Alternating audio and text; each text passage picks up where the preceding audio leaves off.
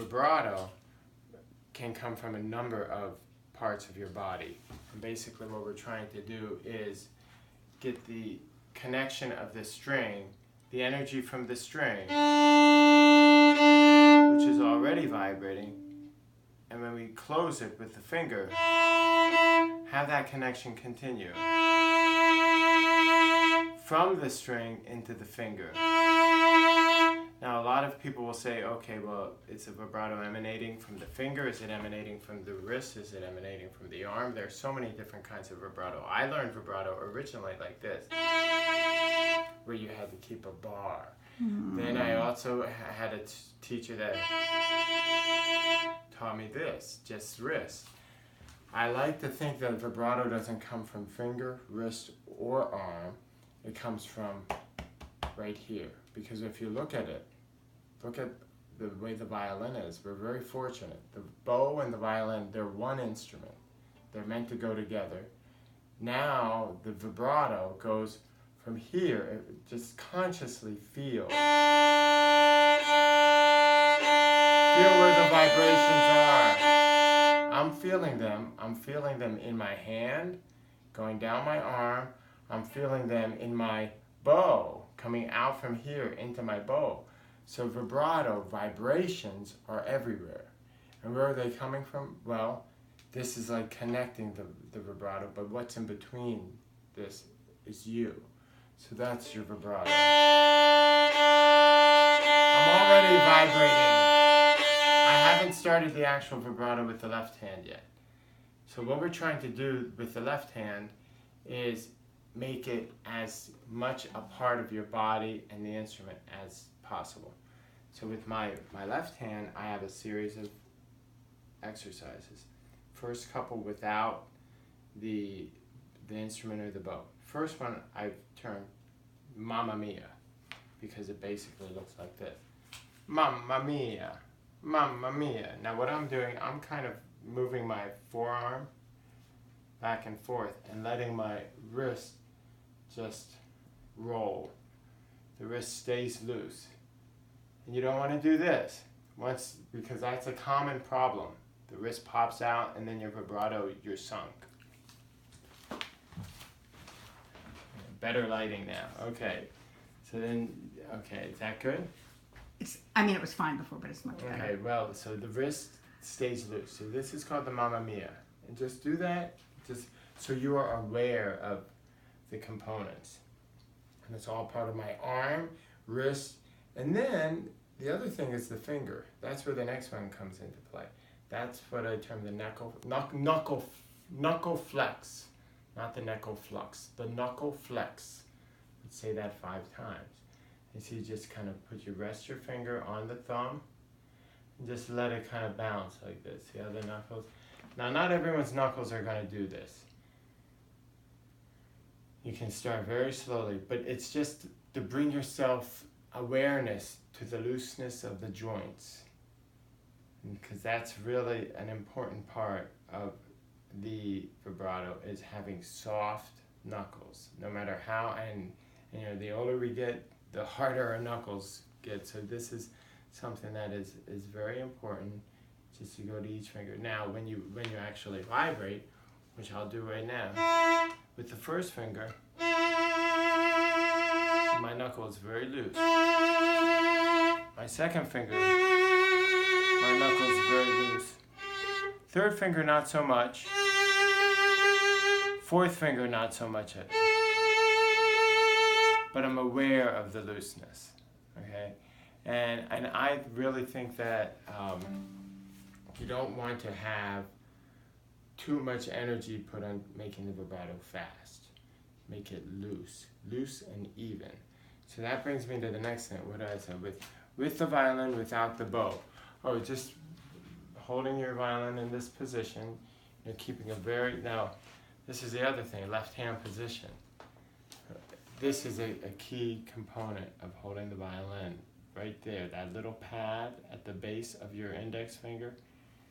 Just rest it. Cradle the neck in your hand, much like this. Do not grip. If you grip, you're sunk.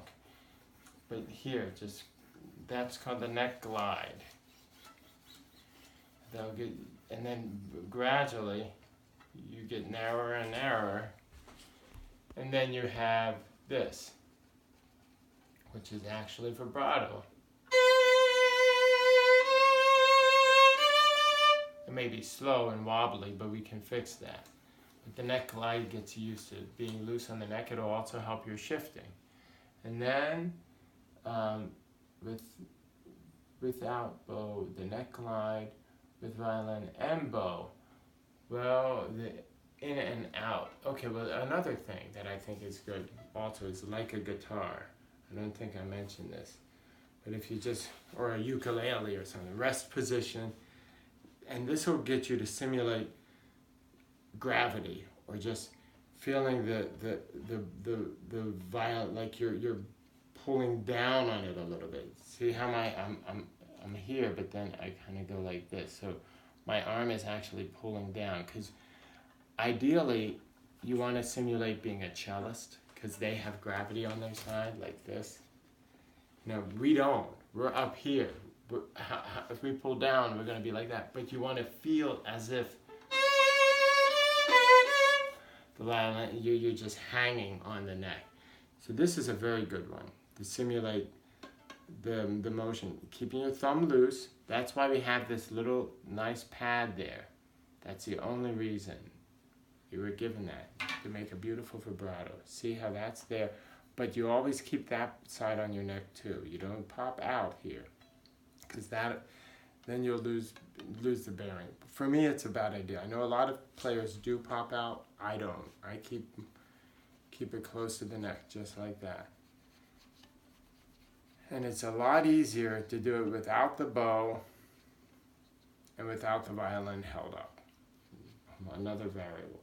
So that's another exercise, like a guitar. Now, then when we have the violin and bow, this one is really different. And I learned this when I studied with a guy who actually studied with Leopold Auer, who was like Jascha Heifetz's school. He was actually in the same studio as Jascha Heifetz. And, but that was a very Russian. He gave me a few exercises which were all about arm vibrato. But this one I like, the in, out.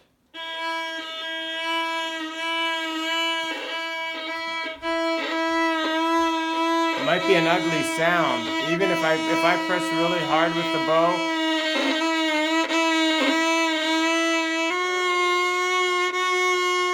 But I go in into the string and then out with each finger, and I'm feeling my fingers being tickled by the vibration of the string. So it is raising my awareness to the vibration in the fingers. And as we speed it up, you can see how it evolves into vibrato with the other components. So that I refer to as the in-out. So you go into the string and then out, but you do still touch the string, so you feel the vibration. And then after that, and actually the neck glide that we did, you can also do it with the bow.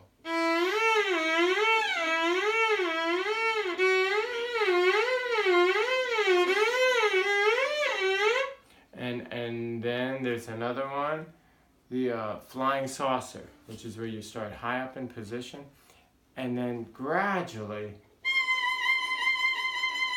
you go down the neck at your own pace.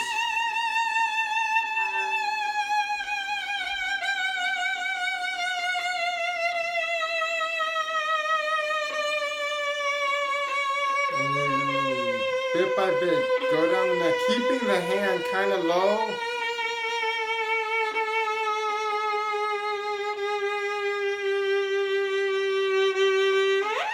And then maybe the next finger. You don't have to have a note in mind. And then another finger.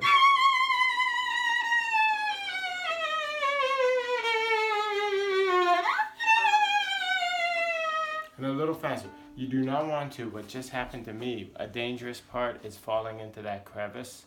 You want to keep...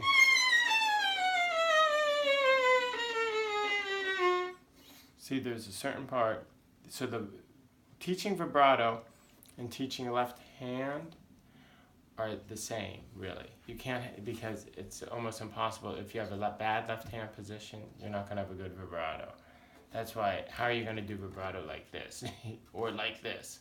You know, you have to have it from the start. That's why we teach this kind of left hand. Eventually, good shifting, vibrato, left hand, all in one. So then coming...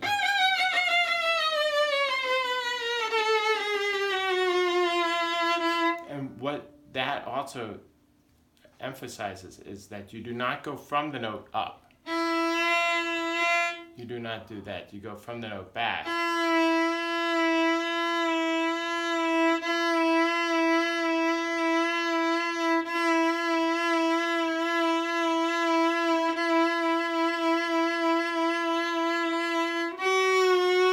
Now I've segued into the final exercise, which is measured rolls, the measured finger roll. And I kind of drew a little illustration here. Sure, you might want to zoom in on that. These are the beats. Click, click, click, click. So that's kind of the metronome. These are the various pulses. And this is actually the pitch. So you want to go to the pitch and down, to the pitch and down, to the pitch and down. And then you want to make it go a little faster. So it sounds something like this. Next one. Next one. Next one.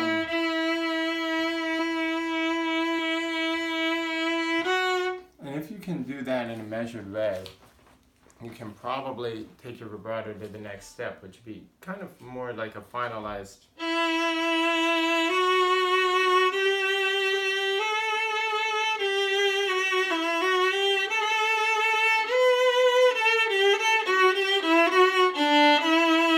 So then you can have the kind of final piece. But everything revolves around looseness. And that measured roll on each finger, here I'll do it on the second finger now so you can watch it. Click, click.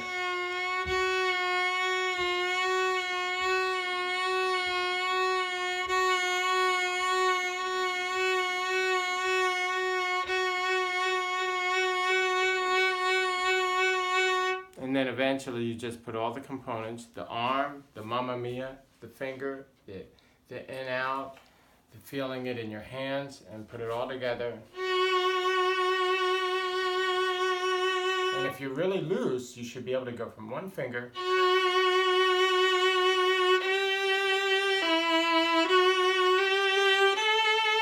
without stopping your vibrato. That's ideal, because then you don't have any seams in the notes. So that's it. That's the vibrato.